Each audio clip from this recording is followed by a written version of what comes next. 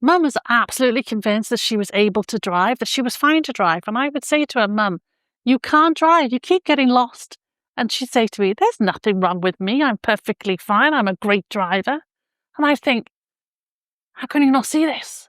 That actually has a name. It's called anosognosia. Ano what? Anosognosia. It means reduced or absence awareness of an impairment. And that's important because a lack of awareness isn't necessarily the same thing as denial. So your mum may genuinely not have been aware that she was having any difficulties. So if I keep explaining it to her, she'll eventually understand? Not necessarily. If someone genuinely doesn't recognize that there's a severe problem, repeatedly telling them that they're wrong isn't necessarily going to change that. Instead of trying to prove that she's wrong, focus on the practical problem. If driving isn't safe, then we need to find another way of her getting to where she needs to go. And the point is you can't always reason someone into having awareness of something that their brain itself isn't recognizing. You might see the same thing when you're trying to get your loved one to go and see the doctor because you're worried about the signs, but they're adamant that there's nothing wrong. So instead of you saying you keep forgetting and you need to go see the doctor, you might focus on getting your loved one to the doctors for another reason that they would accept, and then talking to the doctor once you're actually there about the things that you've noticed, bring it up in conversation. Okay. What if a completely ordinary object didn't look ordinary to you anymore? What do you mean? Imagine looking at this. What do you see? What do you mean? What if you're seeing something that's not there? See, I see a mat on that floor, but imagine if your loved one sees that as a hole, or a shadow that looks like a person standing in a corner, or if the floor pattern is so confusing for somebody they find it difficult to walk on. That's something called altered perception. The way someone sees or interprets the world around them can suddenly change. So something ordinary can look very different to them. So that's why Mum sometimes reacted to the things that I couldn't see. It could be, and this is particularly worth thinking about with Halloween coming up, a mask that looks funny to you or me could look like a real monster to someone whose perception has changed, basically. So if you're thinking about decorating for Halloween, think about what the person you're caring for might actually see. Avoid sort of frightening masks and decorations. Try and remove confusing patterns. Take away dark mats off the floor, especially if they're causing problems, and make sure the rooms are really well lit. Sometimes changing the environment is more helpful than trying to convince someone what they're seeing isn't real. Now I'm going to make a cup of tea. Okay.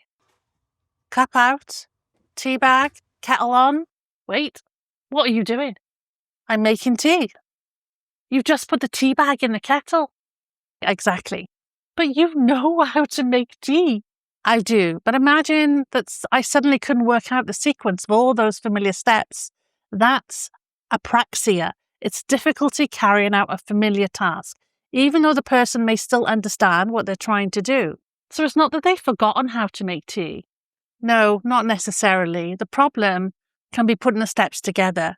You might see the same thing with dressing or brushing their teeth or some kind of familiar activity that they normally do. So what can I do? Break the task down. Put it into a simple sequence, Put a note beside the kettle about, putting the kettle on, putting the cup out, putting the tea bag in, adding the hot water, adding the milk, adding the sugar. Give them the steps to follow. The aim isn't to take over making the tea for them. It's to give them enough support to do something they still can do. Okay. Now I'm going to show you something that looks completely ordinary. What's that? That's a toothbrush, isn't it? You recognize it immediately. Yes. But imagine being able to see this perfectly clearly and still not being able to know what it is. How could you see it and not know what it is? You can see something perfectly clearly and still not know what it is. That's agnosia. The brain has difficulty recognizing or identifying something that the person's senses can still detect. So they might see an object, but they might not recognize this as what it is, as a toothbrush. Your mum might pick it up and she might not recognize what that is, and she might start to do something else with it. She might think of it as something completely different. And that's different from apraxia. Yes, with apraxia, the difficulty is carrying out the task. With agnosia, the difficulty is recognizing what you're experiencing. There's also a type of visual agnosia called prosopagnosia, sometimes known as facial blindness, where someone may have difficulty in recognizing familiar faces. They may even fail to recognize their own face, especially if they're looking at it in a mirror. So, what can I do about that? Make things easier to identify. Keep objects that are used together in the same place. Label drawers or cupboards with simple words or pictures. And if mirrors are causing distress or confusion, you may need to think about removing them from the scene or covering them up. Whatever will actually help the person that you love and the environment they're in. Oh, okay. Imagine knowing what to say, but the words just won't come out. What? Can you bring me the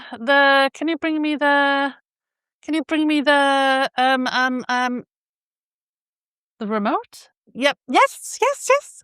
The remote. Can you bring me the remote? That's what Mum used to do. She knew she wanted to say something, but she just couldn't get the words out. That's something called aphasia, difficulty with the language. It can affect finding words, using words and understanding language, even their reading and writing. So if I say, do you mean the remote or the phone? That might help. Exactly. And that's why it's important not to assume that someone who's struggling to find a word doesn't understand what's being said to them. Give them time. Don't automatically jump in and finish every sentence. Look at where they're pointing and listen to the context. If they're really struggling, offer them a choice rather than making them find the word from scratch. So if I say, do you mean the remote or the phone? That might help. Exactly. What you're doing is you're helping them to communicate without taking that whole conversation away from them. There's another thing that I remember. Mum just stopped wanting to do things. She didn't want to go out. She just wasn't interested in doing anything. She didn't enjoy any things that she used to enjoy. She sometimes just sat there. What did you think? Honestly, I thought she couldn't be bothered, and that's horrible.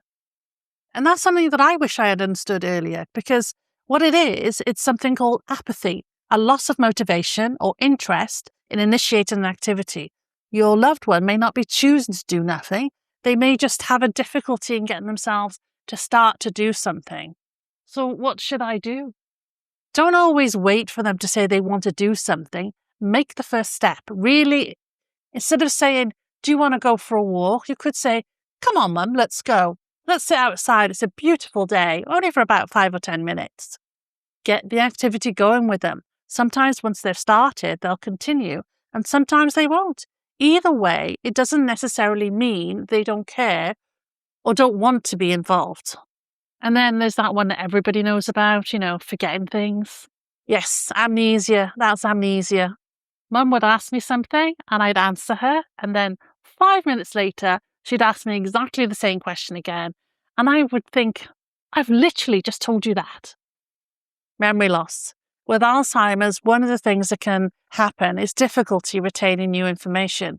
So she may genuinely have forgotten that you've just used or had a conversation about something. So what do? Do I just keep answering the question? Sometimes yes, and if it's important information, don't rely on your loved one remembering that you've told them. Write it down, use a calendar, use a whiteboard, use a post-it note. Put it somewhere where they can see it so that you're creating an external memory, because her own memory may not reliably hold on to that new information. And that's the 7 A's of Alzheimer's. Anosognosia, altered perception, apraxia, agnosia, aphasia, apathy, and amnesia. They're complicated words to say, not alone remember. So these are the things that describe what you might actually be seeing in everyday life. And once you understand what might be happening underneath that behaviour, it can probably change the way that you respond to your loved one. And if you've ever found yourself thinking, oh, I know what they're trying to say, but I can't just seem to communicate with them, then I've got the video for you. And I'll put that in the corner up there. But before you go, let me know in the comments which of these 7 A's was completely new to you? And don't forget to watch the next video. It will be up there.